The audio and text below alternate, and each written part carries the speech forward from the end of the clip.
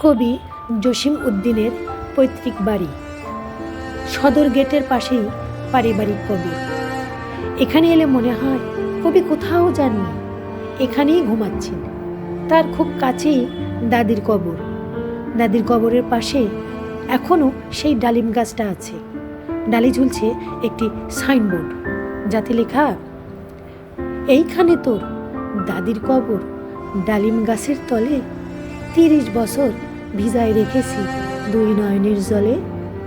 এটা তার বিখ্যাত কবর কবিতার 2 লাইন। কবির শোবার ঘর, এই ঘরে তিনি লিখেছেন নানা বিখ্যাত কবিতা।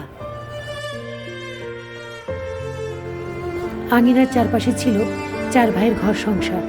তারপর তিনি উচ্চশিক্ষা লাভের জন্য কলকাতায় চলে যান।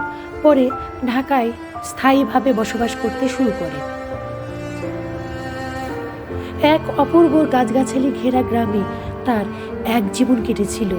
বাড়ির সামনেই কুমার নদ। এমন পরিবেশই তো একজন বিখ্যাত কবির জন্ম দিতে পারে। কবির প্রতি আমার বিপুল শ্রদ্ধা ও ভালোবাসা রইল।